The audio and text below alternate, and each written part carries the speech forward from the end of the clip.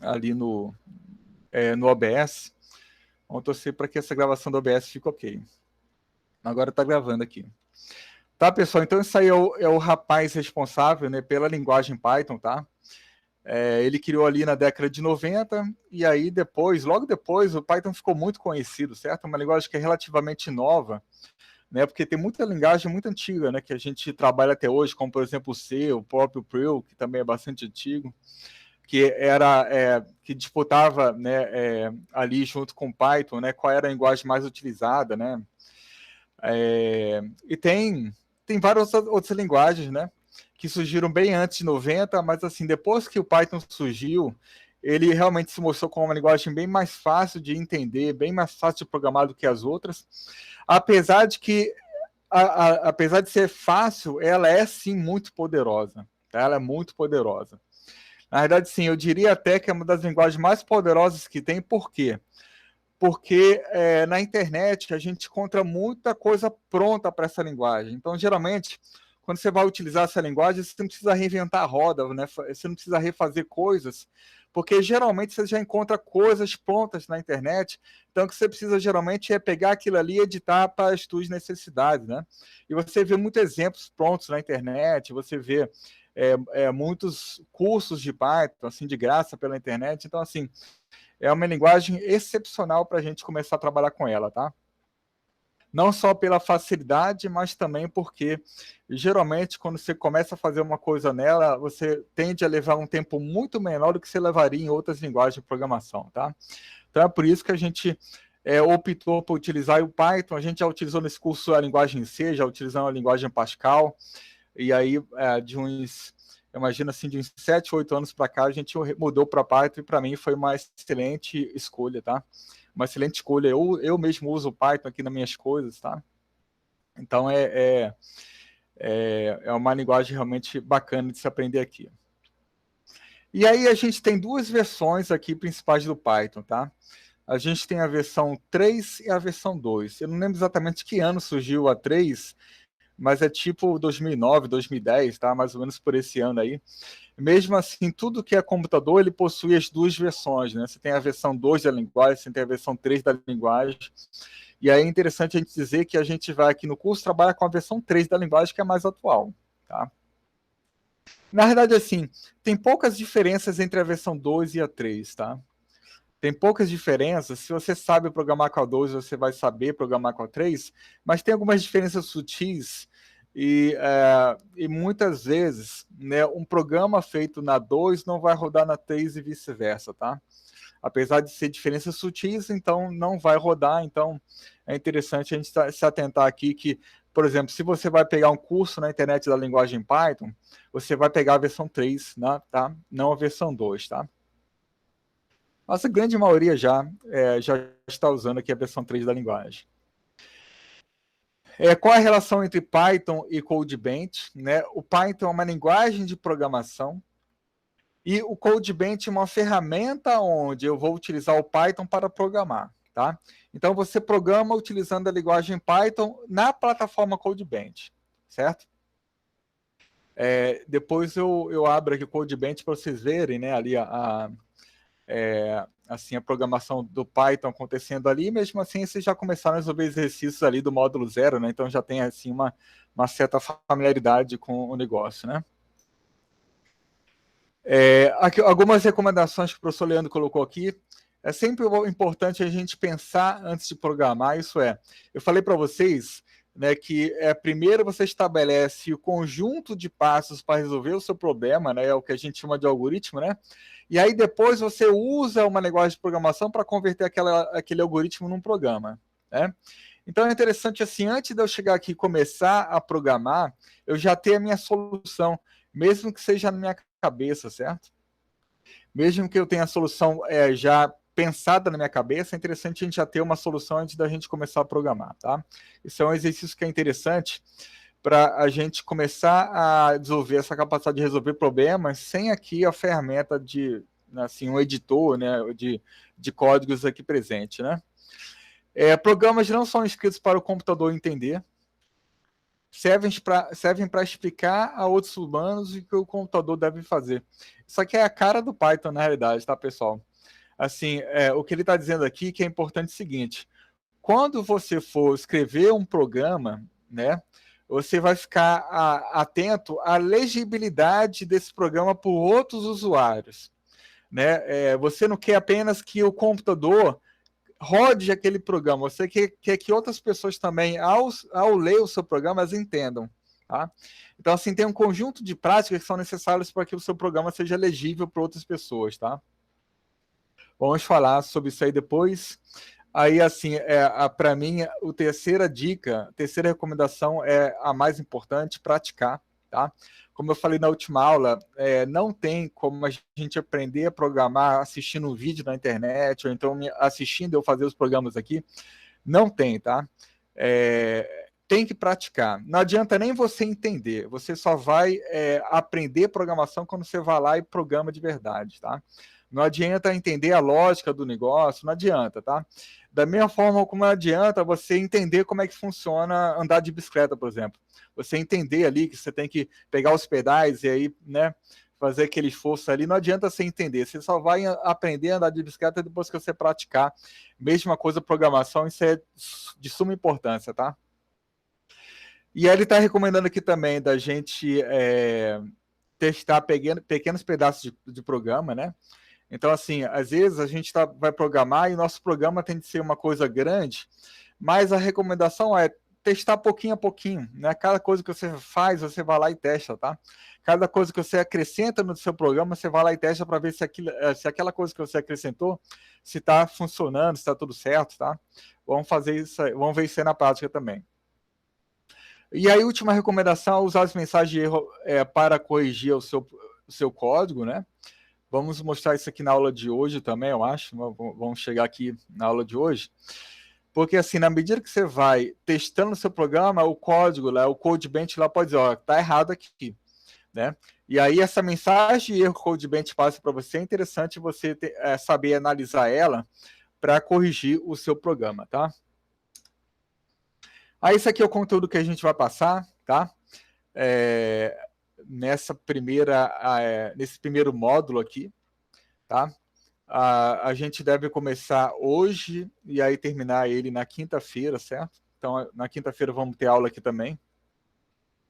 Isso aqui, né, é o nosso conteúdo que a gente vai abordar. Vamos começar aqui falando das variáveis, que são conceitos, que é um conceito bem importante aqui em programação, tá? Diria até que é o conceito mais importante de programação, certo? Pessoal, vocês estão me ouvindo, não estão? Sim. Sim, professor. Beleza, tá bom, beleza.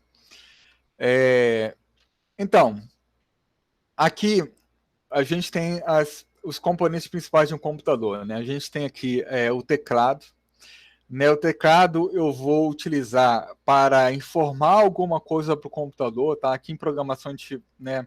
O teclado é utilizado para isso, por exemplo, você passar valores para o seu programa. Claro que o teclado também é usado para você programar, para você criar o seu programa, mas durante a execução do programa, você vai utilizar o teclado para informar coisas para o seu programa. Depois, quando eu der exemplo, isso aí vai ficar mais claro, tá? E o processador é o componente principal de um computador, certo? Ele aqui é responsável por fazer o processamento das entradas. Então, assim, sempre que o computador ele recebe entradas do usuário, né, dados do usuário, o número dos usuários, o computador ele vai fazer processamento em torno desses dados. E aí, quem faz esse processamento, né, é o processador, tá? Então, esse cara aqui é que conhece matemática, esse cara aqui conhece ali, né, como processar dados, tá? Memória é o local do computador onde a gente armazena dados. Então, o processador, ele para fazer processamento em torno de dados, ele precisa preciso primeiro que os dados sejam armazenados em memória, tá? Vamos falar bastante sobre isso aqui. Isso tem tudo a ver com variáveis, que é o assunto desse tópico que a gente vai começar a falar agora, tá? E a saída é a tela, tá? A saída é a tela. Então, por exemplo, se você vai escrever um programa, por exemplo, que dado um número, você quer elevar esse número, por exemplo, ao quadrado, né? Digamos que seja um programa bem simples assim, né? Dado o número informado pelo usuário, eu vou criar um programa que converte esse número, né? Que calcula o dobro desse número, né? Aliás, o quadrado desse número, e aí imprime esse quadrado na tela, certo? Então, assim, o número informado aqui na entrada, né? Quando o número é informado na entrada, esse número vai ser armazenado em memória, tá? Vai ficar guardado ali em memória esse número que foi informado pelo usuário ali no teclado. E aí o processador vai converter esse número, né? Vai pegar esse número e vai levar ao quadrado. E aí vai mostrar o valor do quadrado através da tela do computador. Basicamente essa é a ideia, tá? Vamos já ver aqui a coisa funcionando na prática, tá? E aí, pessoal, então, assim, o conceito fundamental por trás de tudo isso é de variável, tá? Então, assim, eu falei para vocês, a memória é a região do computador onde a gente armazena dados. Como é que esses dados são armazenados? Através de variáveis. Então, por exemplo, aqui, né, a gente tem, né, a gente pode imaginar, assim, a memória como sendo uma espécie de caixinhas, uma do lado da outra, onde cada caixinha armazena um valor. Tá? Então, por exemplo, aqui nessa primeira caixinha aqui da memória, isso aqui é a memória, olha só. A memória aqui, na primeira caixinha está armazenando o valor 12, né? O segundo valor é Maria, o terceiro valor é 4,56. Aqui eu tenho um valor chamado falso também, tá? Aqui, o falso ou verdadeiro também é uma espécie de valor que a gente pode armazenar no computador. Então, assim, a memória é isso, né? Uma sequência de valores armazenados ali que você pode utilizar ao longo do seu programa, tá? Então, assim, a variável, além do valor, 12, Maria, 4,56, ela tem também um identificador, né? O identificador que é o nome da variável, é o nome daquele valor, tá? Então, toda variável ela tem o identificador mais o valor. O identificador é o nome que eu vou dar para aquela região da memória, tá? Então, moedas aqui no caso na verdade, o nome dessa região da memória aqui, que no caso está sendo, cujo valor, no caso aqui, nesse exemplo, é 12. Tá? Aí, olha só, em Python, tá? Em Python, a gente utiliza esse mecanismo aqui para a gente atribuir um valor a um identificador, a uma variável. Tá? Então, assim, eu estou usando esse exemplo aqui, olha, área é igual a 20. A partir do momento que a gente dá esse comando utilizando a linguagem Python, a gente vai passar a ter uma variável de valor, né, uma variável de nome área, cujo valor é 20, tá? Então, assim, olha, na última aula, né? Vocês estão vendo aqui, né, pessoal, esse editor aqui, não tá? Sim. Tá, então, olha só, área é igual a 20, certo? Então, isso aqui é o identificador, isso aqui é o valor da variável, e a partir desse momento, eu posso, inclusive, fazer isso aqui, olha, área. Eu posso imprimir o valor que está, né, armazenado na variável área. Então, vou dar um Ctrl S aqui, vou dar, por exemplo, Python 3 aqui no meu sistema, ele vai executar, por exemplo, 20, tá vendo?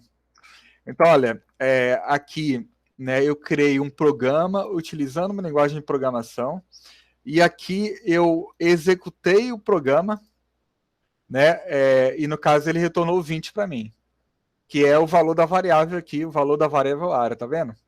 Tá? A mesma coisa você pode fazer com CodeBench, tá? Então, por exemplo, aqui no CodeBench, abri aqui o CodeBench. CodeBench.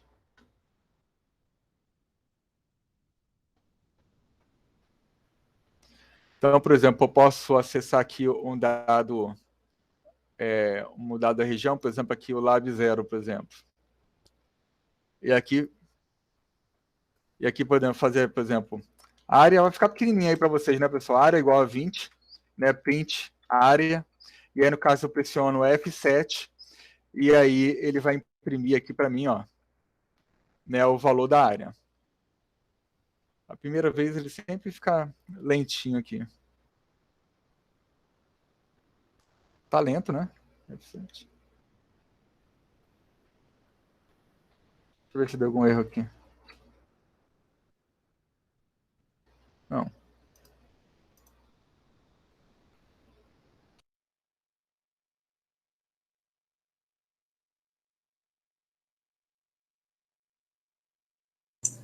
Professor, o senhor está mutado. Tá, agora foi? Foi. Tá. Pessoal, como eu falei para vocês, estou com um problema aqui no meu microfone, tá? Então, isso pode acontecer às vezes, tá? Eu vou tentar resolver isso aqui nas próximas aulas, certo? Então tá aqui, né? O mesmo exemplo no CodeBench, né? Aqui eu criei a variável área cujo valor é igual a 20, usei aqui o print que a gente já viu na última aula para imprimir o valor, aqui no caso ele imprimiu 20, deixa eu aumentar aqui a fonte para vocês verem, certo? Então, igualzinho eu fiz aqui no meu computador, mas a minha tendência é utilizar esse mecanismo aqui, esse editor, que é o editor que eu estou acostumado a utilizar. Mesmo assim, vocês podem utilizar, né, os programas que eu criar aqui, vocês vão poder rodar ali no CodeBench, tá? Esse sinal de igual aqui é o sinal de atribuição que a gente chama, tá? Então, esse aqui é o identificador, isso aqui é a atribuição. Isso aqui é uma expressão, que pode ser uma expressão matemática, pode ser um valor, pode ser, né, várias coisas aqui. Então, assim, aqui eu estou dizendo que eu estou atribuindo o valor 20 à variável área. Basicamente isso que a gente está fazendo aqui. É assim que a gente fala, eu estou atribuindo o valor 20 à variável área, certo? Aqui alguns exemplos, olha só, né, que o Leandro colocou aqui para a gente. Então, botei aqui, por exemplo, o Leandro colocou, né, var1 é igual a 15, né, ele está imprimindo, olha só. O valor de variável 1 é igual a 15 aqui que ele vai imprimir, tá vendo? Aqui no caso, eu posso imprimir vários valores separando vírgula, né, usando vírgula aqui. Quando eu coloco vírgula aqui, o Python, por padrão, vai colocar um espaço aqui, tá vendo? Então, assim, quando eu executo esse comando, né, quando o Python executa esse comando, ele vai imprimir isso aqui. Então, primeiro ele vai imprimir esse nome aqui, né, var1, var1, dois pontos, e aí depois ele vai imprimir o valor da variável var1, tá? Então, uma coisa muito importante, pessoal, assim, quando eu estou utilizando aspas, eu vou imprimir aquele nome. Quando eu não utilizo aspas, eu vou imprimir o valor da variável ou o valor numérico lá, né? Então, por exemplo, olha só. Aqui, por exemplo, se eu botar área aqui, olha.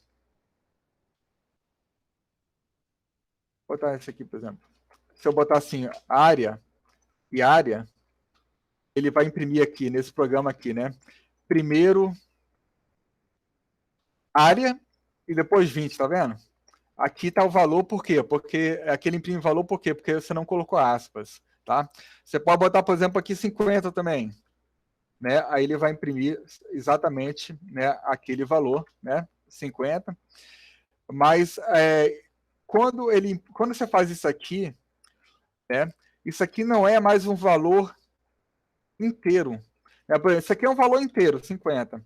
Mas quando você faz isso aqui, não é mais um valor inteiro. Isso aqui é, por exemplo, caractere 5 e caractere 0. Um do lado do outro, mas não é um valor inteiro, depois a gente vai ver, né, a diferença entre os dois. Mas sempre que a gente for trabalhar com valores inteiros, com expressões, né, com expressões matemáticas, a gente não utiliza aspas, tá? Então, aqui tem vários exemplos, ó. var2 é igual ao quê? É igual a 12 vezes 4, então vezes aqui a gente vai utilizar o asterisco, conforme já mostrei na última aula também, tá? E aí o var2 aqui ele vai guardar o quê? O valor de 48, né? Aí olha só, eu posso também atribuir a variável 3 o valor da variável 2, tá vendo? Posso fazer isso sem problema nenhum, tá? Então, assim, aqui vai guardar o valor 48, por quê? Porque o valor de var2 é igual a 48, porque 12 vezes 4 é igual a 48, certo? Eu posso ainda pegar, olha só, né, o valor de uma variável que eu já tinha definido anteriormente, né? Então, var3 já tinha sido definido aqui.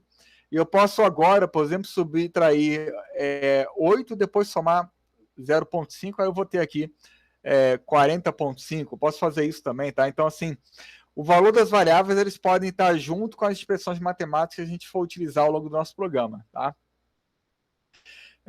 Aqui, olha, o var5 é igual ao Guido von Rosen, e aí, no caso, né, esse cara aqui, essa variável aqui, ela passa a armazenar esse nome, né, esse valor, tá?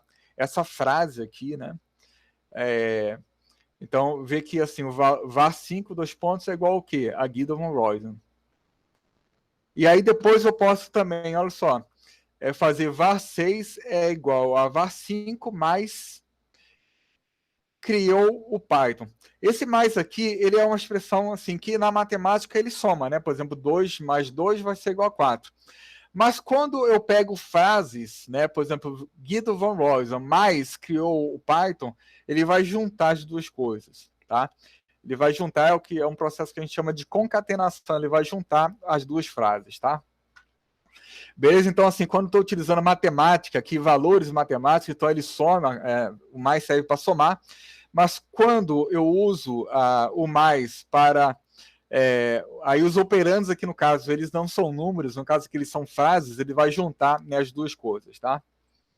Vamos ver vários exemplos aqui, tá, pessoal? Tudo isso aqui vai ser muito reforçado ao longo das aulas, tá? Vou, né, mostrar muitos exemplos disso aqui. A gente está apenas mostrando aqui o início do negócio para vocês já irem se familiarizando, mas a gente vai mostrar muitos exemplos, tá? Aí, assim, qual é a relação com variáveis no contexto matemático com variáveis aqui, né, em programação, certo? Uma variável matemática, ela pode assumir qualquer valor, né? Qualquer valor dentro de um conjunto, né? Seja o conjunto dos números naturais, inteiros e tudo mais, números reais. E aqui nos programas, nos algoritmos, cada variável, ela tem um valor só definido num dado momento, tá? Então, assim, dentro de um dado instante do teu programa, cada variável vai ter um valor e vai ser aquele valor lá. Esse valor ele pode mudar ao longo do tempo, mas a cada momento, cada variável vai ter um valor definido, certo? Então, olha só. Aqui, olha, o programa aqui, A recebe 23, né? Então, eu estou atribuindo o valor de 23 para a variável A. Eu posso também dizer que A está recebendo 23, tá? É outra forma de dizer que é mais simples, mais rápida. A recebe 23. Então, assim, lá na memória, eu vou ter lá uma região da memória cujo nome é igual a A, né? E que naquele momento aqui, no dado momento aqui do meu programa, o valor dele é 23, tá? Depois, a gente está criando aqui uma variável B, que está recebendo o valor 11 aqui no caso, certo? Então, B está recebendo 11. E depois, a variável T está recebendo o valor 8, tá? Então, assim, aqui em 3 linhas, a gente definiu o valor de 3 variáveis. E vocês veem o seguinte, né? Que aqui, olha, no dado momento, o valor de B era 11, mas no momento posterior, eu posso mudar ele para 666. Pô, estranho esse número, né? 666 que o Leandro colocou aqui. O Leandro, o variável B aqui pode assumir o valor diferente depois, tá? É 11 e depois muda, né? Não tem problema nenhum, tá? Mas num dado instante ela é 11 e depois muda para 666, tá? Isso não tem problema nenhum.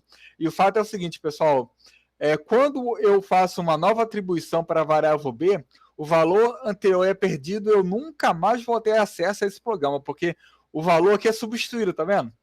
Então, assim, a memória, ela armazena um valor de cada vez, né? Cada posição de memória armazena um valor de cada vez. E quando eu tiro o 11 e boto 666, o 11 já era. Eu nunca mais vou ver aquele número ali. Eu perdi ele de vez, tá? Então, assim, se eu não quiser perder o 11, eu vou precisar usar de artifício, né? Por exemplo, colocando esse valor em outra variável, outra região de memória, para eu não perder ele, tá? Em relação aos identificadores, né, os nomes de variáveis, né, quais são os nomes possíveis? Que nome que eu posso utilizar para chamar uma variável? Então, olha só, tem algumas regrinhas que são importantes. Por exemplo, no Python, tá? Isso aqui tudo que eu estou falando é do Python, tá, pessoal? Para outras linguagens pode ser diferente, mas aqui no Python, né, a primeira letra de um nome de uma variável, a primeira letra de identificador, ele tem que ser ou uma letra do alfabeto ou o símbolo sublinhado, né, o underscore. Esse caractere aqui, tá? Para os demais caracteres, eu posso ter números também, tá? Então, assim, no início, na primeira letra, ou é letra ou é sublinhado, e aí, posteriormente a isso, né, a partir da segunda letra do identificador, eu posso ter números também, certo? E outra regra importante é que o nome da variável não pode ser nenhum desses aqui, tá? Então, del, else, else, from, nada disso pode ser nome de variável, porque esses nomes são utilizados em outros momentos do Python, tá? Então eu não posso utilizar eles aqui para nomear minhas variáveis, porque o Python vai se confundir, porque para o Python essas coisas aqui são outras coisas, tá? Vou falar bastante sobre isso aí depois. Importante também, então, a gente perceber, então, né, que nome de variável só pode ser letra, número e underscore.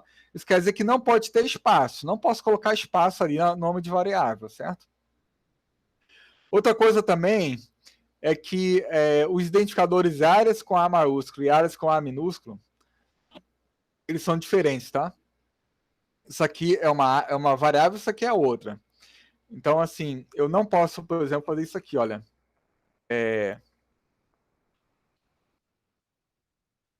Não posso fazer isso. Tá? Se eu estou chamando esse cara aqui com letra minúscula, esse cara aqui vai ter que ser minúsculo também. Se eu quiser que isso aqui seja maiúsculo, eu vou ter que botar uma maiúsculo aqui também, ó. Opa. Pessoal, calma aí. Vou ter que botar maiúsculo aqui também, certo? Tá bom?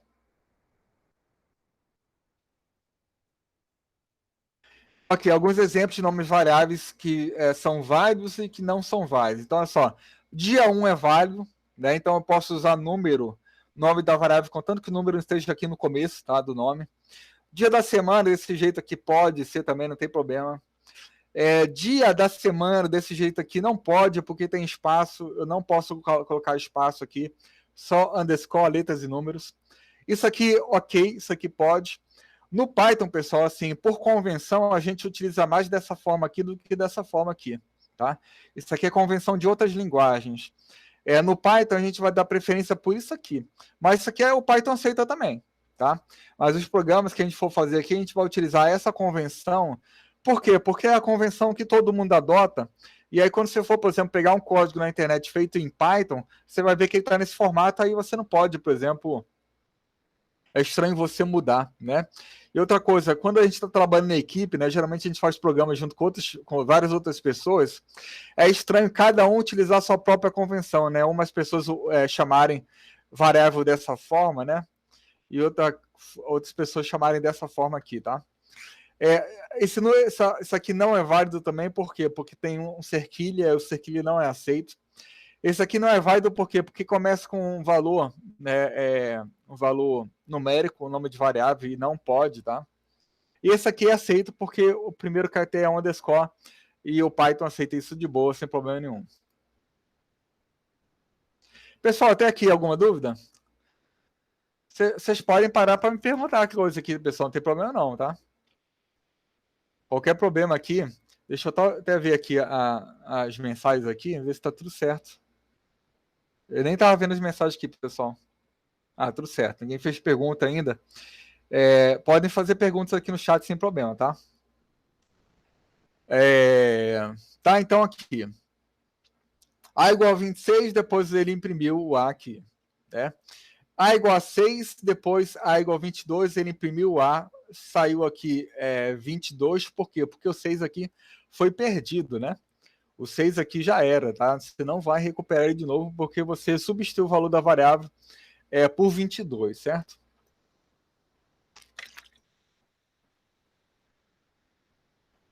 Beleza, pessoal, aqui uma série de exemplos aqui, né, de atribuições ali de variáveis. Vamos tentar entender isso aqui. Aqui, basicamente, deixa eu ver aqui. O Leandro fez o seguinte, né? Ele está simulando, né, um conjunto de compras, e aí, na medida que você vai comprando coisas, você vai se endividando, né? Você vai ter ali, no final das contas, digamos que você está fazendo compras no cartão de crédito, e aí a cada compra a tua dívida aumenta, tá? Basicamente é isso que está simulando, tá? Então, assim, no início do mês, a tua dívida é zero, certo? A dívida é zero. Digamos que assim, né? Essa coluna aqui representa o valor da variável dívida ao longo da execução do seu programa, tá? Então, no primeiro aqui momento, a dívida é zero. E aí no segundo momento, né, você vê que o valor de compra, você não sabe ainda, porque compra não foi ainda inicializada, tá? Nem existe essa variável aqui ainda no nosso código, tá? Então, por isso está essa interrogação aqui. Depois, na segunda linha, né, a gente faz compra é igual a 100. Isso aí, eu fiz uma compra, tá? E aí, assim, como eu fiz uma compra, eu vou precisar atualizar o valor da variável dívida de acordo com a compra que eu fiz. Então, assim, a dívida, o que é a dívida? A dívida é igual à dívida anterior mais o valor da compra que eu estou fazendo agora, tá? Então, olha só, a dívida atual é 100. Aliás, a dívida atual é 0. A compra que eu fiz é igual a 100. Aí a nova dívida que vai ser calculada nessa linha aqui vai ser igual ao quê? 0, que é a dívida anterior, mais 100. Vai passar a ser igual a 100. Então, pessoal, tá vendo que aqui fica uma coisa meio bizarra, né? Olha, dívida é igual a dívida mais compra.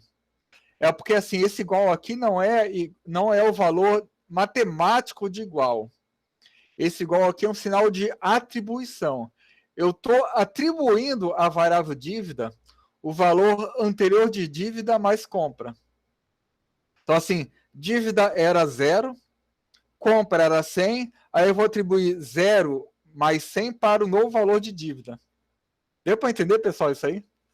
Isso aqui é um conceito super importante, tá? A gente vai utilizar bastante isso aqui. É interessante vocês perceberem que esse igual aqui não é o igual da matemática. Esse igual aqui é um sinal de atribuição, tá? Eu estou ali calculando o valor de dívida com base no valor anterior da dívida, inclusive, tá? Aí, assim, digamos que você fez aqui uma nova compra, né? Digamos que você fez o valor ali, uma compra ali, né, de R$200, certo? E aí, assim, mudei aqui, né, o valor da variável compra lá na memória do computador, né? E aí, vê que aqui o valor da dívida continua. Por quê? Porque essa linha aqui não muda o valor da dívida, tá? Mas aí eu vou agora aqui executar a linha 5. Você vê que o computador faz isso também, tá, pessoal? Ele executa linha por linha, uma debaixo da outra, tá? Primeira linha 2, depois da 3, depois da 4, agora a gente está na 5. Né? Assim que ele vai fazer, ele vai calcular o novo valor da variável dívida. Então, dívida vai ser igual ao quê? Ao valor anterior de dívida, ao valor atual de dívida. Vocês estão me ouvindo aí, pessoal? Sim. Tá, deu um errinho aqui. Beleza, tá bom. Então, assim, a dívida vai ser igual ao quê? Ao valor atual de dívida, que é 100 mais 200. Aí, no caso, vou atualizar o valor de dívida para 300. Tá? Basicamente, essa é a ideia. Deixa eu ver a gravação aqui no OBS. Tá gravando aqui, beleza? Essa é a ideia, tá? Então, dívida vai passar a ser igual a 300. Depois aqui, olha, eu faço uma nova compra de R$300. Né? Então, aqui mudei o valor de 300 para o variável compra, no caso. E aí, agora, na linha 7, eu vou calcular o novo valor da dívida. Por quê? Porque eu fiz uma compra. Então, assim, quando eu faço uma compra, a minha dívida vai passar a ser igual ao quê? Ao valor anterior da dívida mais a compra que eu fiz agora. Então, assim, o valor da dívida, ele era 300, né? E agora, esse valor 300, vou somar mais 300, vai virar 600. E está aqui, né, o novo valor de dívida. E aí, agora, eu faço uma compra, digamos assim, eu faço lá, digamos que é mais um sinal de que eu não comprei mais nada, né? Compra igual a 0. E aí, no final do mês, né, a gente ficou aqui com esse valor de dívida igual a R$600, tá? Beleza, pessoal? Então, assim, eu falei disso na primeira aula, né? Assim, programação é uma coisa que é diferente, né? Então, assim, não é uma coisa que é difícil. Você vê que a cultura aqui é muito simples. Mas, como é diferente do que a gente está habituado, então a dificuldade pode vir a partir daí. E é por isso que a prática é muito importante para a gente, aos poucos, aprender a lidar com essa nova forma de pensar aqui, que é por intermédio aqui de uma linguagem de computação, tá? De programação. E aí a gente tem aqui tipos de variáveis, né? Por enquanto eu mostrei para vocês variáveis do tipo inteiro, né? Por exemplo, aqui, área, aqui no caso, é o valor 20, no caso, é um valor inteiro. Né? Mas eu também posso fazer isso aqui, olha. Nome é igual, por exemplo, a Carlos. Isso aqui, por exemplo, não é um inteiro. Isso aqui, por exemplo, agora é um nome, né? Quando a variável ela tem uma frase, um nome, uma palavra, ela é o que a gente chama de string. Uma string, então, é um tipo de variável, né? Um tipo de valor, aliás, é um tipo de valor que corresponde a palavras, a letras, a frases, a sentenças de caracteres e por aí vai, tá? Então, por exemplo, aqui, se eu imprimir aqui agora, ele vai imprimir... Opa, não salvei. Ele vai imprimir aqui 20 Carlos. 20 Carlos, certo? Então, isso aqui é um tipo de variável válido, tá? Beleza? Eu tenho, então, os tipos numéricos, eles podem ser também do tipo real, tá? Não tem só tipo inteiro, então, por exemplo, pode botar aqui, né? Área igual a 20.6, não tem problema nenhum, você pode fazer isso, tá? E aí aqui no caso, agora a gente tem, né, 20.6, tá? Então, no caso aqui, a variável, ela não é um inteiro mais, agora ela é um tipo real, tá? Apesar de que o Python, ele mistura um pouquinho as duas coisas ali, mas o fato é, né? A gente tem essas duas formas aqui de representação numérica, tá? Eu também tenho tipo lógico. Tipo lógico é aquele valor de variável que recebe true ou false, verdadeiro ou falso, tá? Então, posso fazer isso aqui, por exemplo, olha, digamos, por exemplo, aqui, por exemplo, teste é igual a false. Posso fazer isso aqui, tá? E aí posso botar, por exemplo, print teste aqui. E aí, no caso, ele vai imprimir aqui, né, para mim, o falso, tá vendo? Tá? Esse falso aqui é falso, né, em inglês, certo? Também posso botar true aqui. True aqui, no caso, é verdadeiro em português, certo? Verdadeiro em inglês, aliás. Então, tá aqui, ó, true. Tá? True é verdadeiro, tá? Beleza? Então, assim, esse é o tipo lógico. E depois a gente vai mostrar vários exemplos aqui de tipo lógico. O tipo lógico só tem esses dois valores possíveis, tá? Ou ele é true ou ele é falso. Não posso ter mais nada do que isso. Tá? São só esses dois valores aqui possíveis para uma variável do tipo lógica. Ou ela é verdadeira ou ela é falsa. E, assim, é um tipo de variável extremamente importante que a gente vai ver bastante sobre ela aqui, tá? E aí eu também tenho o tipo string, que é, né, o Carlos aqui no caso, né? Esse exemplo aqui, né, essa variável aqui, ela é uma string porque ela armazena um nome, uma palavra, uma frase, uma sentença de caracteres, tá? Aqui o nome ele pode ter o que você quiser aqui, pessoal. Você pode botar Carlos 12, você pode botar... Até isso aqui, ele é um nome, olha só. Tá? Porque aqui não é o número 12, isso aqui é os caracteres 1 e 2, tá? Por exemplo, eu não posso, por exemplo, fazer uma operação matemática aqui. Por exemplo, eu não posso fazer isso aqui, olha. Se eu fizer isso aqui, não vai dar 24, vai dar o quê? Vai dar 12, 12. Por quê? Porque eu falei para vocês que a operação mais, quando eu estou utilizando com strings, isso é, nomes, ele não soma, ele junta, né? Então, aqui no caso, ele vai mostrar o quê? 12, 12, tá vendo? Certo? Ele vai mostrar 12, 12, porque aqui no caso, o 12 não é o número 12, ele é o caractere 1, 2, um seguido do outro, tá? Então, isso aí é uma coisa importante, tá, pessoal? Sempre for usar expressão matemática, né, fazer matemática, a gente não usa string aqui. Aliás, a gente não usa aspas aqui, tá? Beleza? Então, nós temos aqui, né, esses dois valores numéricos, nós temos aqui os inteiros e os reais, tá? Os reais, os inteiros aqui podem ser números negativos, não tem problema nenhum. E os números reais, a gente usa o ponto para separar as casas decimais, tá? É por isso que, assim, aqui em programação a gente chama eles de números de ponto flutuantes também. Mesma coisa que números reais, porque o ponto ele flutua ali no número, né? Para definir qual é a parte inteira, qual é a parte fracionária daquele valor, certo? Então, é importante a gente perceber que a gente não usa vírgula na hora de definir um número real, tá? Então, por exemplo, olha só, deixa eu apagar essas coisas aqui. Botar, por exemplo, aqui, se eu botar, por exemplo, 12,6, ele vai aceitar. Por que ele vai aceitar? Porque eu falei para vocês, né, que eu posso usar o vírgula dentro do print para separar valores. E aqui, no caso, ele vai imprimir 12 e 6, um separado do outro. É um número, são dois números aqui, né? Mas, se eu quiser, por exemplo, o real 12,6, eu tenho que usar o ponto, tá?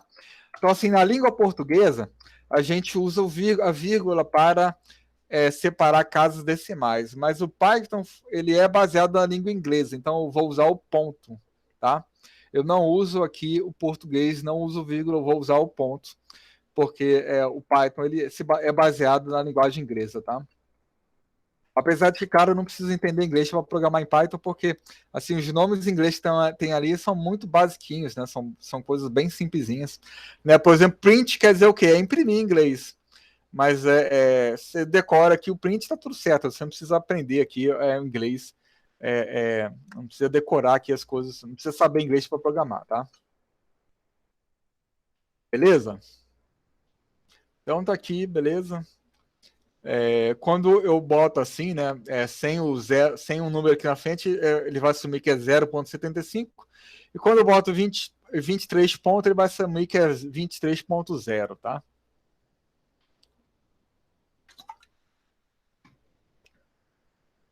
Então, ó, 5 é o quê? É o número inteiro. 5,0 é o quê? É o número real, tá? O Python, ele vai assumir esse cara aqui como sendo o número real. E essa distinção aqui é importante por quê? Porque internamente no Python ele faz diferenciação, tá, pessoal? Dentro do Python, assim, para mais que seja o mesmo valor, o Python ele vai representar esse número de forma diferente lá na memória do computador, tá? Temos aqui o 4.3. 4.3 é um float, é um real, no caso, tá? Quando falar float, float quer dizer real em inglês, tá? Menos 2 é um número inteiro. 100 é um número inteiro também, claro. E 1.33333 é o número real, né? Não importa que a quantidade de 3 aqui vai ser o número real. Aí uma coisa interessante, pessoal, olha só. Aqui, por exemplo, esse 1.333 aqui. Né? Eu posso aqui, o computador ele consegue representar isso de boa, né? 1.333. Você pode botar até 20.333 assim do lado do 1.0. Mas tem um limite para isso, por quê? Porque a memória do computador é limitada, né? Você não tem memória infinita no teu computador, então você não pode criar uma dízima periódica infinita aqui, porque o computador não vai conseguir representar tudo. Então, geralmente aqui a gente trabalha com aproximações, mas são aproximações assim com uma precisão muito boa, né? Porque, por exemplo, eu posso colocar 20 sequências de 3 ali, não tem problema, eu só não posso colocar infinitas sequências de 3. Tá? Isso que não dá, infinita não dá, tá bom? Porque o computador, ele tem um limite, né? Você não tem como armazenar infinitos 3. Da mesma forma como no teu caderno, você não pode colocar infinitos 3 ali também. Você não pode botar infinitos 3 ali numa dízima periódica. Uma hora você vai ter que parar. Por quê? Porque não cabe ali no caderno. Você pode passar ali 1 ano escrevendo, mas uma hora vai ter que parar de escrever texto, porque vai acabar espaço no caderno. Então,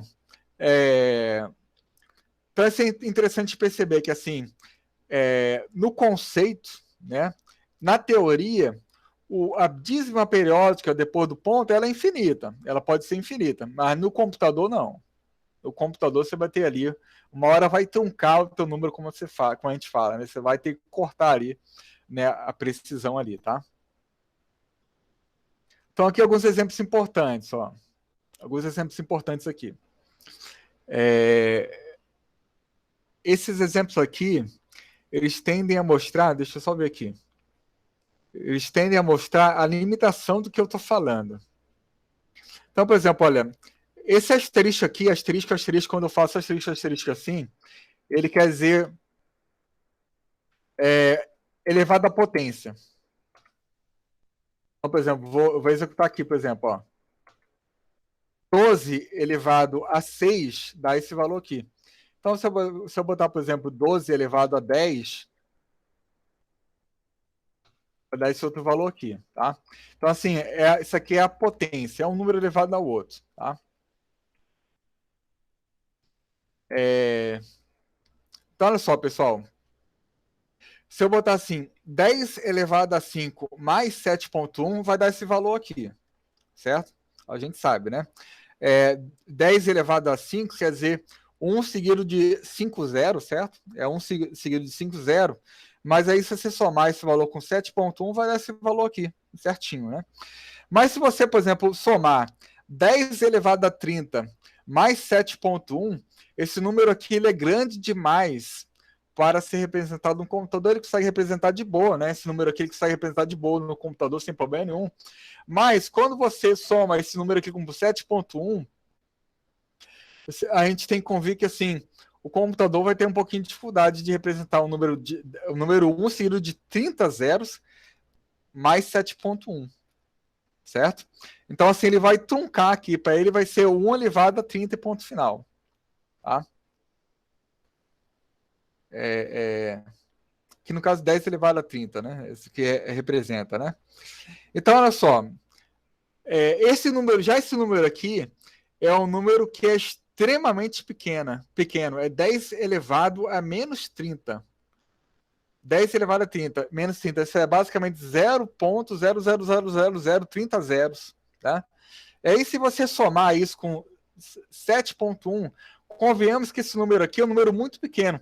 É 0.00000, aí o 1 lá na 30ª casa decimal. É um número que é muito pequeno. E aí, se você somar esse número muito pequeno com 7.1, vai dar o quê? Vai dar 7.1, porque para o computador isso aqui é praticamente zero. Tá? Mesmo assim, pessoal, isso aqui é a forma padrão do Python funcionar. Tá? Então, assim, no meu Python padrão aqui, ele vai funcionar dessa forma que eu estou falando aqui, que está sendo mostrado aqui nos slides. Mesmo assim, o Python é uma linguagem que é muito sofisticada e ele tem mecanismos para tudo aqui. Então, assim, se eu quiser trabalhar com muita precisão, eu vou conseguir também, tá? Eu vou conseguir também. O Python, no caso, ele é capaz de pegar uma variável e armazenar em várias regiões de memória ali para ele poder não perder dados daquela memória, daquela variável. Então, assim, tem mecanismos para isso, não se preocupem em relação a isso, mas assim, dentro aqui desse curso, quando a gente não vai ver esses mecanismos, a gente vai trabalhar dessa forma aqui, tá? Mas é importante vocês perceberem assim, que por padrão, a gente vai ter essas perdas de informações aqui, tá? Vamos ver esse exemplo aqui, olha. Aqui, olha, o Leandro botou aqui, A recebe 5.4, aí depois B vai receber 10 elevado a 20, isso é um número muito grande, 10 elevado a 20, isso é 1 seguido de 20 zeros, certo? E aí que depois, C vai receber B, isso é, C vai receber 10 elevado a 20 também. Tá? Então, assim, B e C são iguais, 10 elevado a 20, tá? Aí vamos ver o que o Leandro colocou aqui. A mais B, isso é 10 elevado a 20 mais 5.4. Você vê que assim, é um número que é muito grande. Aí eu estou somando aqui 5.4. O Python, ele vai, como esse número aqui está sendo muito grande, esse número aqui, 5.4, ele faz pouca diferença nesse número grande aqui. Então, para o Python, B, no final dos contos, vai ser 10 elevado a 20, ponto final. Não adianta você somar só aquele 5.4 lá, porque 5.4 é irrisório perto de 10 elevado a 20. Então, aqui, olha. Então, esse cara aqui vai ser igual ao quê? No final das contas, esse cara aqui vai ser 10 elevado a 20, tá? Porque, como eu falei, esse cara aqui é irrisório perto desse, e quando você soma os dois, para o Python vai ficar 10 elevado a 20, ponto final. Te vira aí, essa aqui é a aproximação e é isso. Daí, se você pegar, por exemplo, subtrair 10 elevado a 20 de 10 elevado a 20, vai dar o quê? Vai dar 0.0. Tá? Você vê como a matemática ficou um pouquinho estranha? Em teoria, isso aqui era para dar o quê? 5.4. Né? Mas o fato é o seguinte, quando você somou aqui 5.4 com 10 elevado a 20, esse 5.4 se perdeu aqui nessa soma aqui. Já era, se perdeu, porque para o Python esse 5.4 é irrisório, perto de 10 elevado a 20. E quando você subtrai, né, essa soma aqui de 10 elevado a 20, vai dar zero. Tá? Mas aqui, né? 5.4 mais 10 elevado a 20 menos 10 elevado a 20. Isso aqui vai dar zero. E vai sobrar o quê? 5.4 mais 0 vai dar 5.4.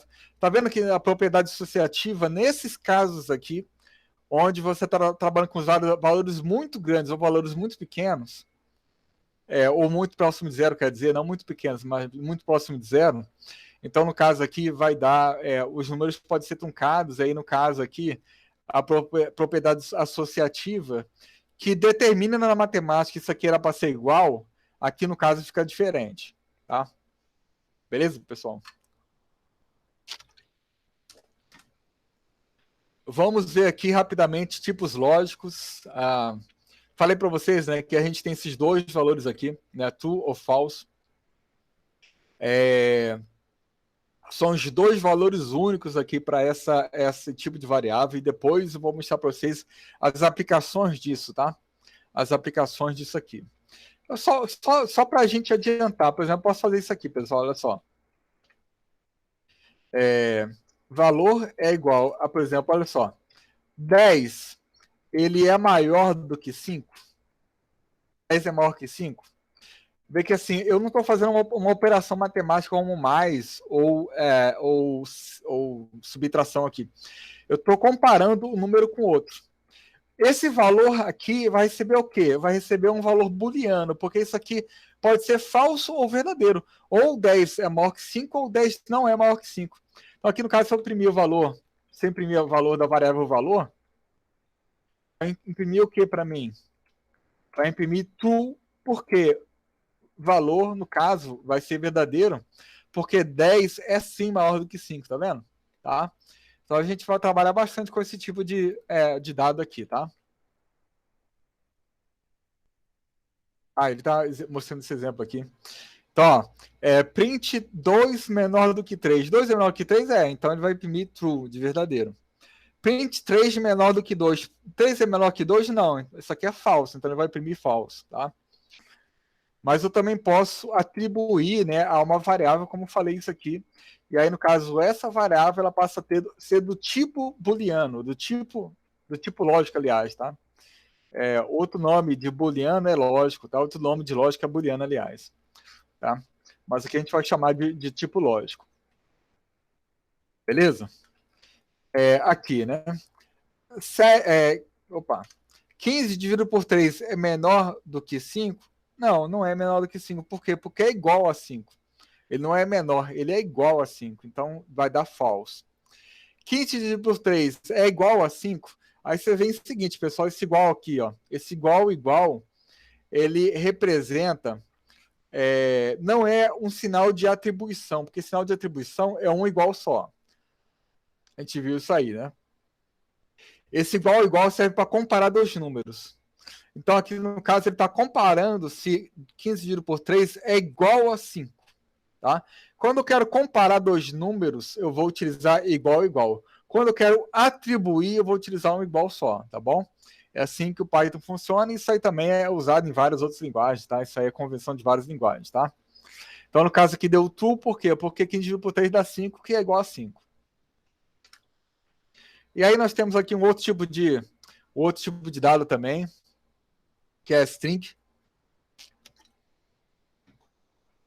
Garganta aqui já está reclamando já. A string quer dizer corda, tá? Basicamente uma sequência, tá? Em inglês, certo? Uma cadeia, né, de caracteres, tá?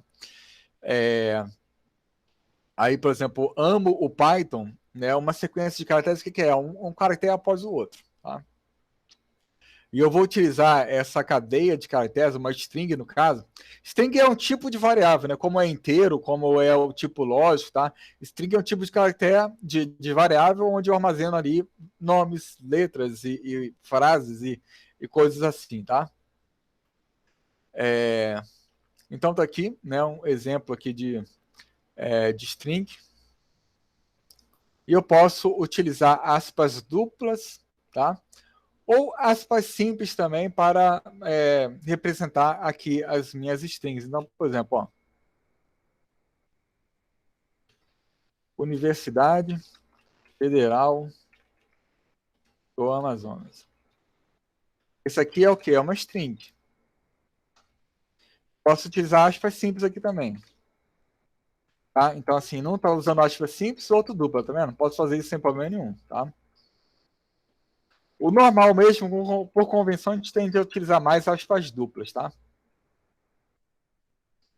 Mas assim, olha só.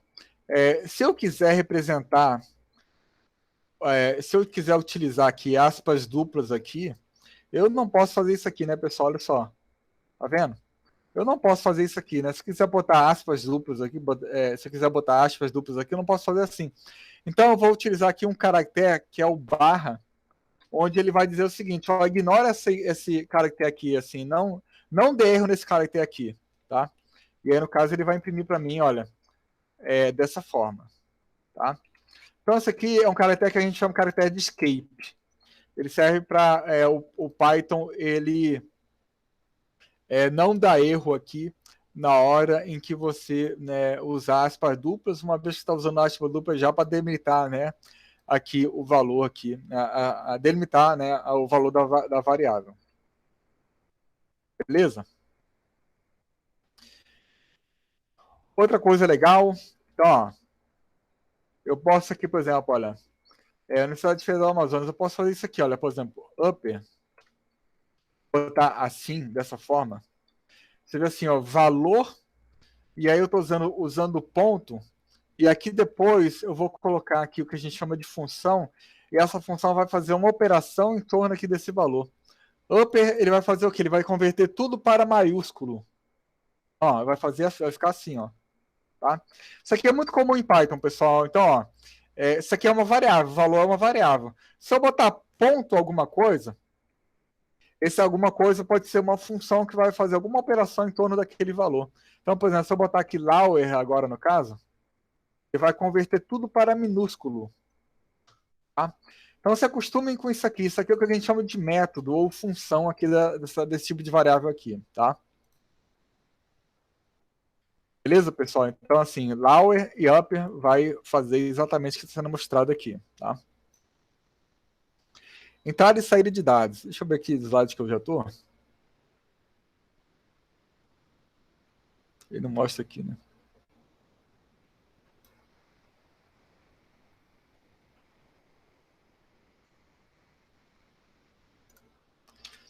Entrada e saída de dados, ok, vamos lá. Agora, um novo tópico, né? A gente falou aqui de variáveis, agora vamos falar aqui um pouquinho de entrada e saída. Acho que esse aqui é mais rápido. Vamos lá. Eu já falei aqui do teclado, que vai ser nosso dispositivo de entrada, né? Eu vou utilizar o teclado para informar dados para o meu programa, tá? Eu vou já mostrar como é que a gente faz para informar dados para mudar do programa. E aí, assim, o script Python ele pode fazer processamento em torno desses dados e a saída, né, dos dados pode ser né, impressa através da função print que a gente já viu aqui ao longo do curso, né, desde a última aula, né? Print ali eu vou utilizar para quê? Para imprimir uma coisa na tela. E a função input eu vou utilizar para ler uma coisa do teclado. Então, olha só. Ó, vou botar, por exemplo, aqui, olha. Valor é igual a input é igual informe um valor. Print valor, digamos assim, valor vezes 2. Certo? Então, olha só. Valor aqui no caso, ele, assim, na hora que eu executar esse programa aqui, olha, o Python que ele vai fazer? Pessoal, vou botar aqui. Deixa assim. Deixa assim. O Python tá pedindo o que de mim aqui agora? Ele está pedindo para eu informar um valor, né? Você vê assim, olha, eu coloquei isso aqui, essa frase que eu coloquei aqui, ele está repetindo aqui para mim. E aqui no caso eu posso botar, por exemplo, olha, 1, 2. Certo? Só que olha só, quando eu faço assim, dessa forma aqui, input informa o valor, esse valor aqui ele não é o inteiro. O valor aqui ele recebe como uma string. Tá? Isso aí eu vou deixar mais claro depois. Então, assim, essa operação aqui não vai funcionar da forma como a gente quer, por quê? Porque o valor aqui que eu informar não é o valor 12 que ele vai ler aqui, não é o número 12, e sim a string 12, se é o caractere 1 e 2. E aí, no caso, ele vai fazer uma coisa doida assim, olha só, ele vai repetir, né, o valor 2 vezes, tá vendo? Entre 12 e 12, tá? Então, assim, o asterisco, quando a gente está trabalhando com sequência de caracteres, isso é com strings, ele repete as coisas, vai multiplicar por 2 vezes ali, né, a string, tá? Vê que não é. 12 vezes 2 seria o quê? Seria 24, né? E não isso que ele fez, tá? Então, assim, o importante a gente perceber aqui agora o input eu vou utilizar para quê? Para ler coisas do teclado do usuário. Então, o valor aqui vai receber o quê? Vai receber aquilo que o usuário informar no teclado. Então, eu informei 12 aqui, E no caso, valor aqui no caso, ó, se eu não botar vezes 12 aqui agora, né? Botar informe o valor, botar 12, ele vai imprimir 12 para mim, por quê? Porque 12 foi o que eu li aqui no teclado, tá? Então isso é super importante, a gente vai utilizar isso aí o tempo todo aqui ao longo dos programas, certo?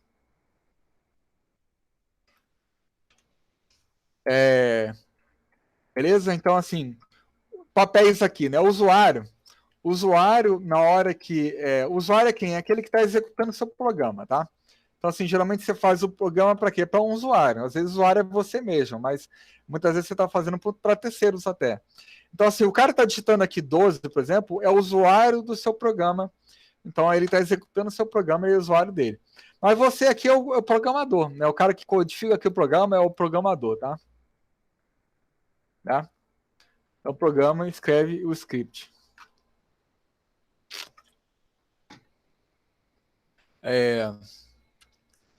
Então, assim, a gente tem aqui comandos de entrada. O que é um comando de entrada?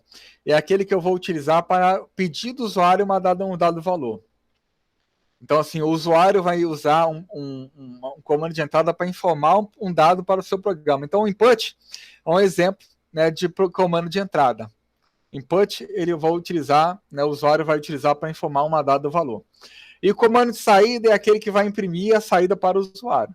Tá? No caso do print, esse cara aqui é um comando de saída, por quê? Porque ele imprime a saída. E esse cara aqui é um comando de entrada porque ele vai imprimir a entrada, né, vai receber a entrada, e vai pegar essa entrada e vai fazer alguma coisa com ela. No caso aqui, a gente está pegando a entrada e carregando ela na variável valor.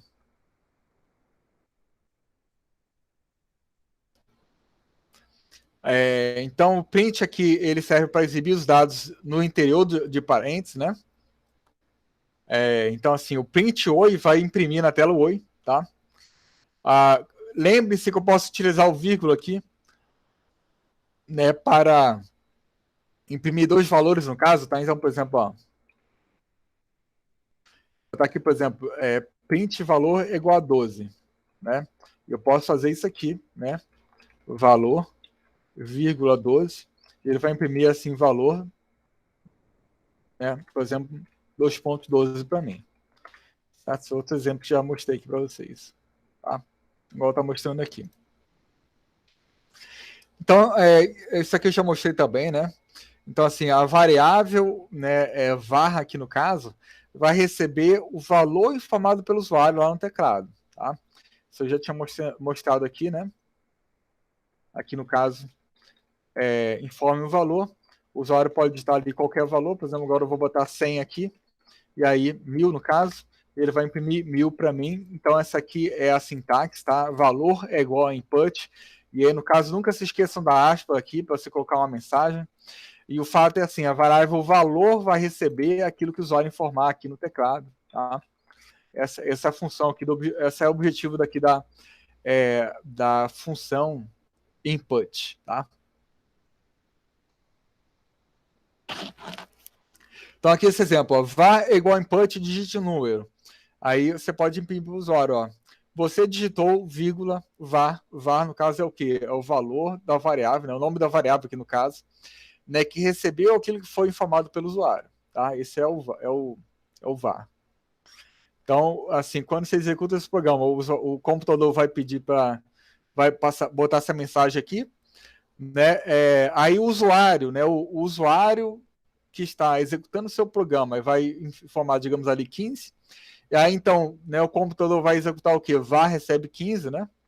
E aí, né, na segunda linha, o computador vai imprimir, né? Você digitou 15 aqui para o usuário, tá?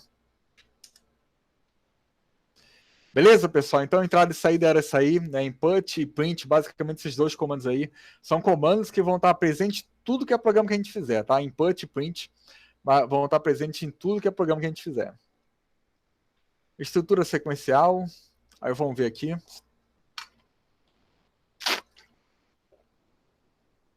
Então, olha só, qualquer programa de computador, né, ele pode ser escrito combinando três estruturas básicas de programação, que é a estrutura sequencial, a estrutura condicional e a repetição, aqui no caso.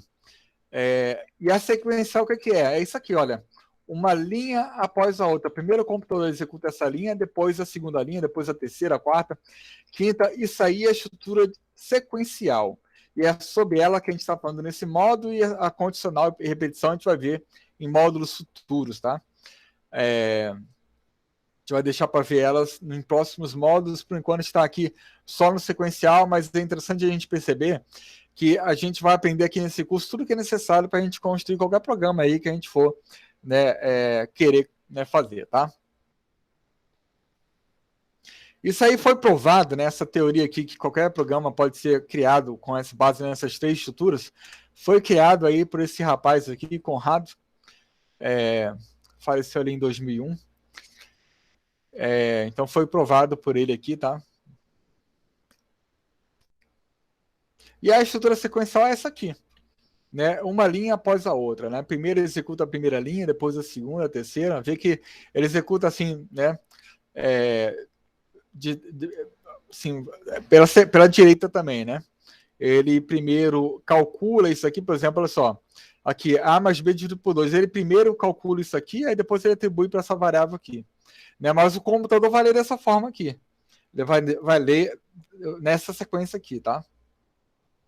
Então, assim, o importante mesmo é a gente perceber que ele é de cima para baixo. Ele vai executando primeiro a linha que está mais em cima, depois ele vai caminhando para baixo, executando linha por linha, essa é a estrutura sequencial, tá? E aí, pessoal, vamos ver aqui nosso primeiro programa, nosso primeiro problema aqui de programação. Vamos tentar resolver ele aqui. O estádio oferece 3 categorias de assentos, né? Classe A, R$50, classe B, R$30, classe C, R$20, tá? Aí escreva um programa que leia quantos bilhetes de cada classe foram vendidos. Então, assim, você vai perguntar do usuário quantos bilhetes da classe A, quantos bilhetes da classe B e quantos bilhetes da classe C foram vendidos, certo? E aí depois, o que esse programa vai fazer? Você vê assim, isso aqui você vai ler como? Com input, né? Você vai pedir do usuário, vem cá, usuário, quantos bilhetes de cada classe foram vendidos? E aí depois você vai utilizar o print para imprimir o quê? O que ele quer aqui? Ele quer a renda gerada pela venda de ingressos. Ele quer saber quanto que o estádio faturou, né? Com esse jogo aí, certo? Então vamos lá, pessoal, vamos tentar fazer aqui. Primeira coisa que eu vou fazer, eu vou programar esse programa com vocês aqui, vai ser o seguinte. Eu vou pedir aqui primeiro, eu vou fazer isso aqui, ó, classe A, ele vai receber aqui 50, eu primeiro vou aqui definir classe A. Eu vou criar aqui um conjunto de variáveis onde elas vão representar, né, o valor dos 3 tipos de ingressos aqui, tá vendo? Classe A é igual a 50, classe B é igual a 30, classe C é igual a 20. Tá aí 3 variáveis, eu já coloquei elas aqui no meu programa, já posso utilizar ela aqui no meu programa, certo? Depois, o que eu vou fazer? Eu vou aqui ler do usuário quantos ingressos da classe A foram vendidos, quantos ingressos da classe B foram vendidos e quantos ingressos da classe C foram vendidos. Tá? Então, quantidade, vou chamar assim, quantidade de ingressos da classe A vai ser B, input,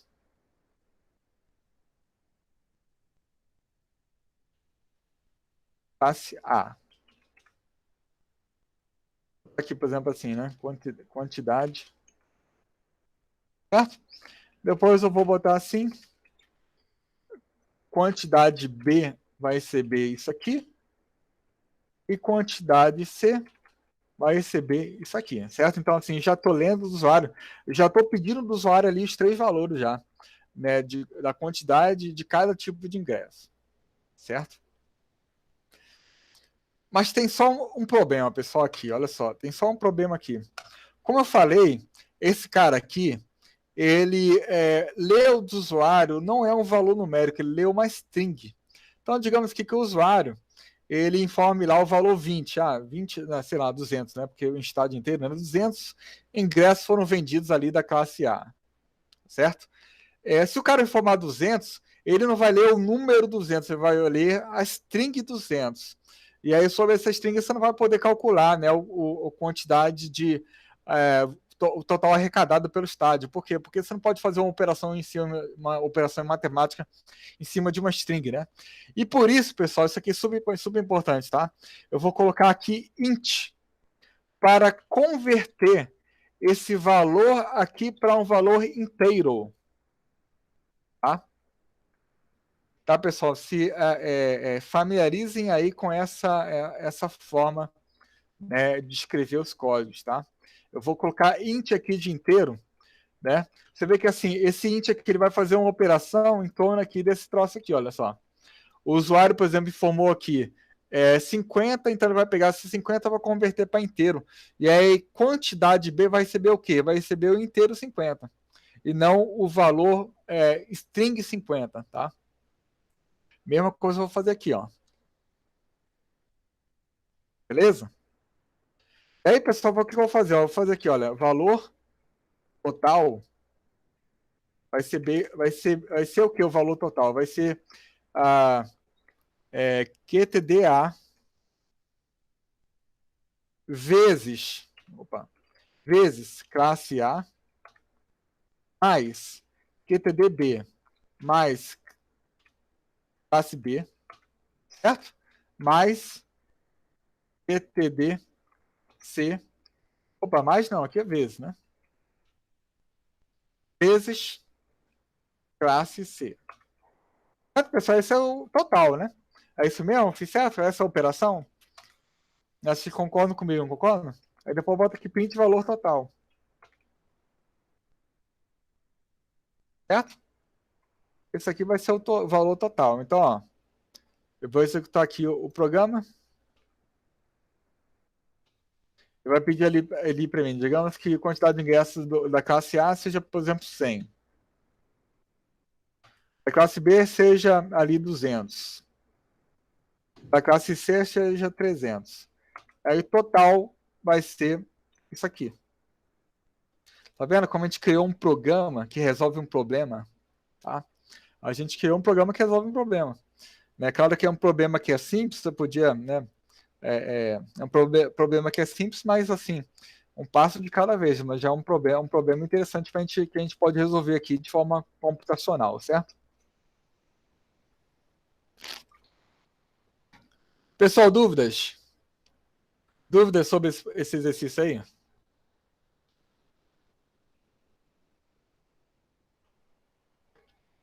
Tudo certo? Tudo ok, professor. Tá bom, beleza. Então vamos ver o que o Leandro colocou aqui pra gente. Então, assim, entendo o problema, eu entendi na minha cabeça, né? Eu saí solucionando, mas porque eu já tinha entendido na minha cabeça. Claro que, assim, tem problema que você vai passar 2 dias pensando nele, tá?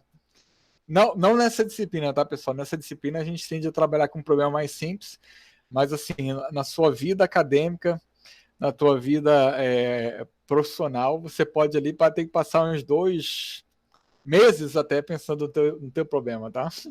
Isso pode acontecer. Então, tá aqui, entendo o problema, identifica as entradas e as saídas. Então, as entradas, o que é a quantidade de ingressos que foram vendidos para cada classe. Essa é a entrada, isso que você quer que o usuário informe, né? Projete o script, né? Então, você vai estabelecer uma estratégia para você, né, definir ali, né, o que você vai fazer para chegar no valor, no resultado, né, no programa final. E aí, depois que você tem a estratégia, você vai codificar em Python. E depois você vai testar o script. Tá? Você vê que tudo isso a gente fez aqui, né? Eu criei ali o programa e depois eu testei o script, né? E deu aquele valor, né? Não, depois eu não fiz aqui na minha cabeça um teste para saber se aqui está correto, mas esse exercício aqui é tão simples que é difícil a gente ter errado alguma coisa aqui, né? Tá? Então, assim, a priori está tranquilo. E o bacana do CodeBench é assim, né? Quando você faz uma coisa, você pode testar se aquela coisa está correta, porque você submete o teu código lá para o CodeBench, o CodeBench vai dizer para você, ó, tá certo ou tá errado. Se ele disser que está errado, você vai e vê que você está errado, você tenta identificar o problema, tá? Quantos tickets foram vendidos? Qual o valor de cada um?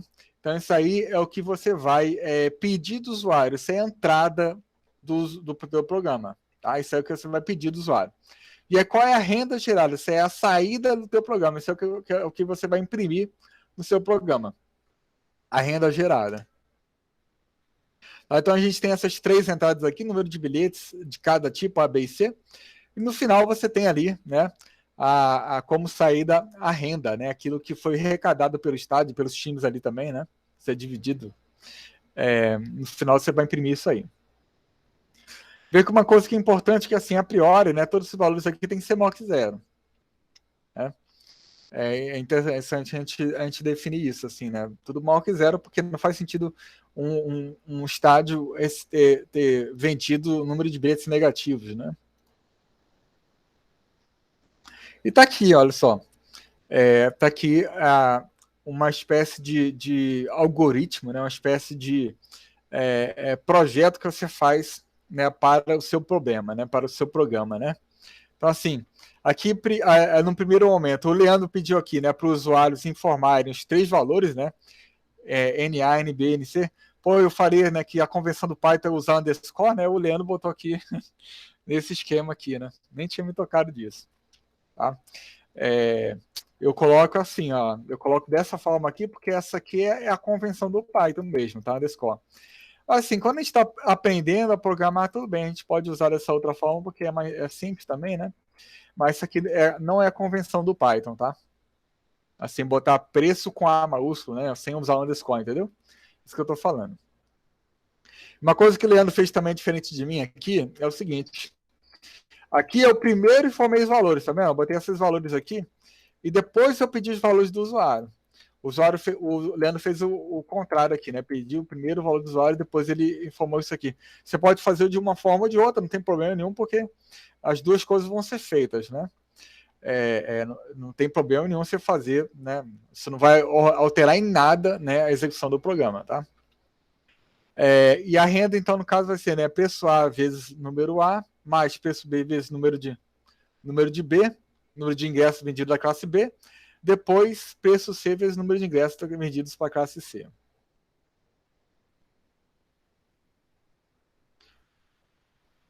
Pessoal, vê se tem alguém com o microfone aberto aí. Tá? Se tiver alguém com o microfone aberto, eu peço para fechar, tá? Eu não sei se é porque sai um barulho. Professor, só somente o seu mesmo. Então tá. Então foi um barulho que surgiu aqui na... Aqui tô com o browser aberto, acho que tô com o WhatsApp aberto aqui no aba, deve ser por isso, então.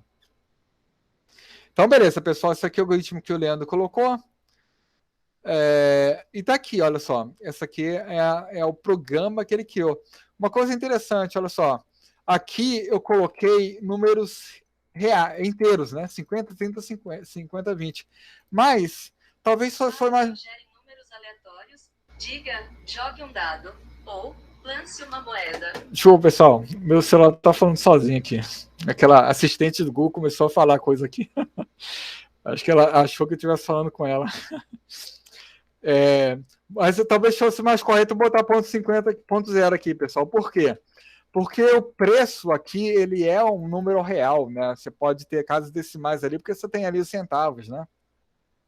Tá, isso não altera exatamente o nosso programa, se bem que altera assim, quer ver? Isso altera assim, sabe por quê? Porque assim, aqui agora, vou botar, por exemplo, 100, vou botar só isso aqui agora, por enquanto. Eu vou botar o ponto 0 aqui no final, ó, número, né, real, né? Antes ele tinha colocado inteiro, por quê? Porque esse cálculo aqui tinha sido feito apenas com números inteiros, mas é porque eu não tinha colocado aqui o ponto 0, mas eu admito que talvez fosse mais correto botar o ponto 0 aqui mesmo, porque um valor, né, de um ingresso, ele é um número real, não é um número inteiro, né? Mas beleza, tá bom. Então tá aqui, né? Aí de resto, o nosso programa tá igualzinho àquilo que o Leandro, né, definiu aqui, certo? Então tá aí, pessoal, nosso primeiro programa. Aí sempre é interessante, né, sair testando, né, você criou o programa, você vai lá e testa, né, fica testando até que você consiga, né, alcançar ali o resultado, né, correto para o seu programa, tá? Você vê o seguinte, né? Que esse programa aqui vai dar errado, por quê? Porque o Leandro não colocou int aqui, ó. O Leandro não colocou int aqui, aí isso aqui vai dar errado. Isso aqui não vai dar certo, esse programa aqui. Né? Aqui tá errado esse exemplo aqui. Então é por isso que ele está colocando aqui, ó. Por que não funciona do jeito que você quer, né? Porque funciona diferente do esperado. Né? Você testou ali, não funcionou. Isso aqui, se você testar, não vai funcionar. Mas é por quê? Porque é necessário você colocar um int aqui realmente para converter a entrada do usuário num valor inteiro, porque o que você quer, no caso mesmo, é o valor inteiro. Você não quer a string, você quer a string convertida para o número inteiro, tá? Então, pode falar, Gabriel. Professor, e se for um número com ponto flutuante? Aí você bota float. Bota float aqui. Tá? Ou vamos mostrar disso aqui depois. Mas você bota float, tá? No caso, tá tudo float aqui. Vê o seguinte, olha, aqui tá estranho agora o programa, por quê? Porque quantidade de ingressos é inteiro, não é um float. Eu só estou mostrando assim só para exemplificar, certo? Então, ó, se eu informar aqui agora, eu posso formar isso aqui, por exemplo, 100.8, por exemplo. Ó. Aqui, por exemplo, 200.7, 300.9. Aí você vê aqui que ele mesmo assim botou ponto zero aqui, né? Acho que foi azar mesmo de ter sido ponto zero aqui, mas ele poderia ter colocado aqui no ponto real, tá? O fato é o seguinte, esse cara aqui agora é float, tá? Esse cara aqui agora é float. Então você bota float, tá, Gagão? Pessoal, eu vou deixar para falar esse tópico aqui na próxima aula, na aula de quinta-feira, tá? A gente adiantou bem aqui, né, os exemplos. Aí é bom que a gente balanceie bem o conteúdo da aula de hoje com o da quinta-feira, tá? Mais alguma dúvida, pessoal, fora essa aí do Gabriel? Professor, sobre Fala, aquela Luiz. limitação que a gente tem quando utilizamos grandezas muito diferentes, que a menor é desprezada, que Tá. métodos a gente utiliza para poder contornar isso? Olha só, cada linguagem vai ter uma biblioteca, é o que a gente chama de biblioteca, que você baixa da internet, que você vai poder utilizar aqui, né, na linguagem, tá? Na linguagem Python, eu não estou lembrado exatamente qual é a biblioteca que a gente utiliza para isso, mas, por exemplo, para outra linguagem chamada JavaScript, a gente tem ali uma biblioteca chamada BigInt, que serve justamente para isso, para você trabalhar com valores muito grandes, tá? Aqui para Python, se você pesquisar rapidamente na internet, você descobre assim, qual é a biblioteca que o pessoal usa, tá? Eu vou falar sobre bibliotecas depois, assim, posteriormente, tá? Assim, vou falar posteriormente sobre bibliotecas aqui no Python. Mas biblioteca o que é? É quando você quer, você tem alguma coisa que alguém fez na internet, né? Algum módulo para processar alguma coisa, aí você quer aproveitar aquele módulo, né? Aproveitar aquela programação que aquela pessoa fez no teu código, aí você abaixa essa biblioteca aqui no teu código e você pode utilizar ela, tá? Então tem biblioteca que você vai utilizar para você calcular, para você trabalhar com números muito grandes. Como eu nunca trabalhei com números muito grandes em Python, porque as coisas que eu tendo a fazer em Python são simples, a linguagem que eu mais uso, no caso, é a linguagem JavaScript, né, porque eu trabalho mais com desenvolvimento web, aí eu nunca trabalhei com isso aqui, tá? Mas, assim, não é uma coisa que é rara de você utilizar, tá?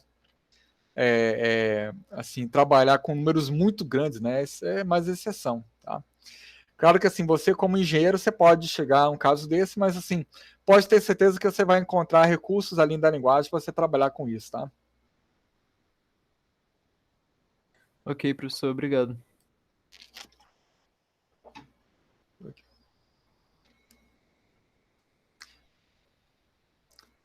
Ninguém mais tem dúvida, não?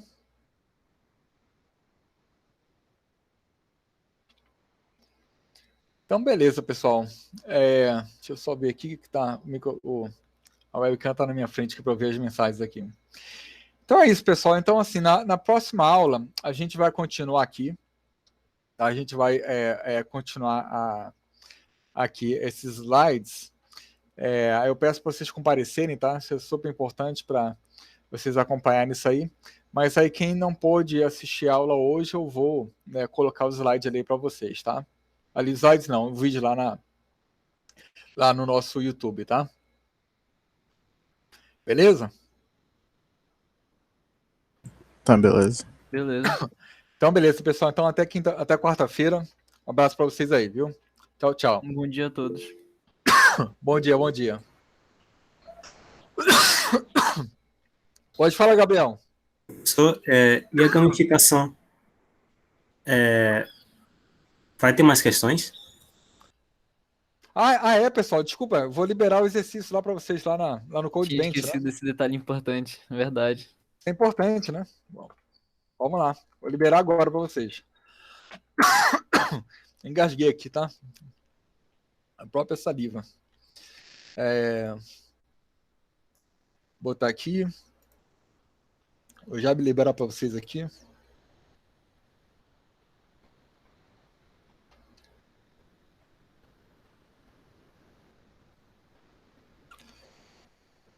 Passito, Airline.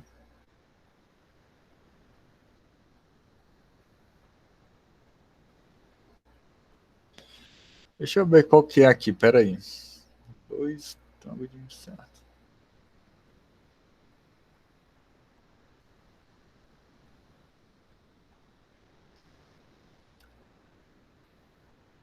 Ninguém. É só a primeira aula, né? Por isso que. Pera aí, rapidinho, pessoal. Acho que eu tô no lugar errado aqui.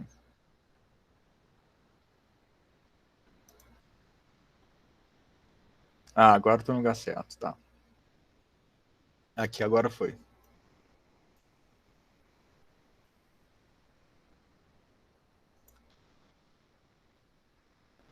Então, olha só, eu geralmente coloco 2 semanas aqui. Para esse módulo em especial, eu vou deixar até o dia 31, tá? Porque assim, a gente vai ter 2 aulas de abertura do módulo. Eu vou deixar até o dia 31 aberto aqui para vocês, tá? Então tem prazo, tá, pessoal? De 2 semanas, um pouquinho mais de 2 semanas nesse caso aqui, tá? Então adicionei aqui o trabalho, podem acessar lá o CodeBench. Quem já acessou o CodeBench, pressiona Ctrl R aí ou recarrega a página para você ver o novo trabalho, tá? Aí eu peço para vocês já irem resolvendo aí os exercícios, tá? Não deixem para a última hora, vão resolvendo. E aí, assim, as dúvidas que vocês tiverem, já podem tirar comigo na aula de quarta-feira, tá? Tá bom? Ok, professor, obrigado. Tá bom, professor. Beleza, pessoal. Tá bom. Um abraço para vocês aí, viu? Obrigado. Obrigado. Tchau, professor. Bom dia. Bom dia. Tchau, tchau. Professor, eu tenho mais uma dúvida. Pode falar. Ele pede para encontrar o Nachal, aí eu vou com ele e ele pergunta se eu tenho mais alguma dúvida, mas tem uma missão que é para falar com ele, só que parece que ele não está percebendo isso. Eu não entendi a tua pergunta. O que é essa última coisa que você falou aí? Eu já fiz já todos os exercícios. Aí tem a missão para falar com ele. Aí eu falo com ele e pergunto se tem mais alguma dúvida. Ele não... Não, mas é porque você já não tinha falado com ele antes, não? Já. Pois é, assim, ele assim, primeiro ele te passa a missão, né? Ele te inaugura, assim, fala detalhes do jogo, né? Assim, da tua missão. E aí depois, quando você acessa ele de novo, ele pergunta, vem cá, você tem mais uma dúvida? É isso mesmo. Porque tem uma missão que é para falar com ele, para encontrar ele. Você pode compartilhar comigo a tua tela aí, pra eu ver? Posso?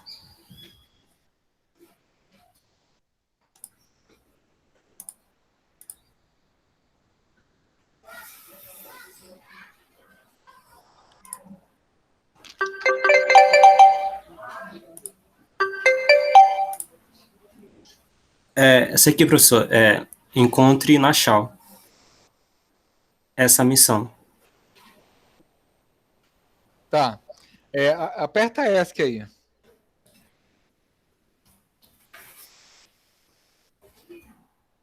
Vai no diário. Aperta aí, acessa o diário aí. Clica aí, aperta Enter aí.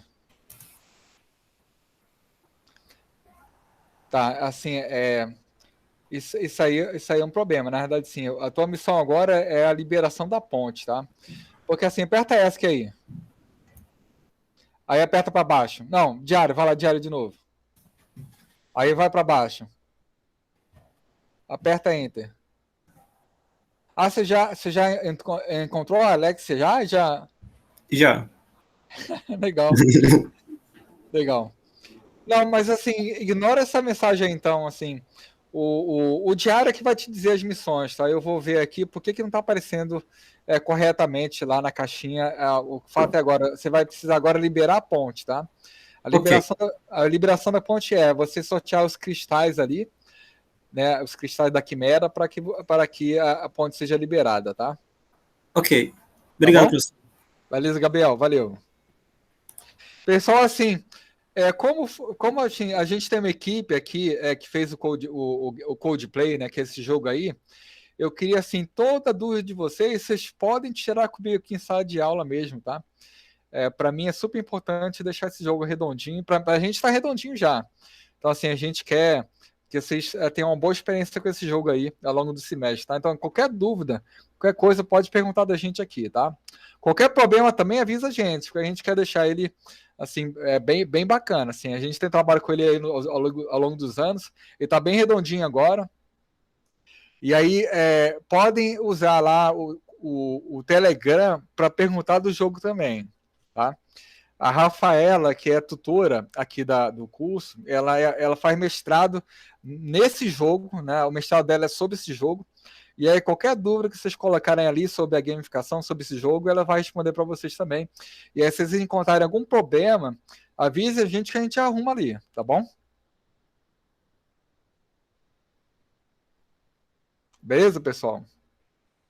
Beleza. Tá bom, beleza então. Então, beleza, até sexta-feira, até quarta-feira, então. Um abraço para vocês. Bom dia. Bom dia.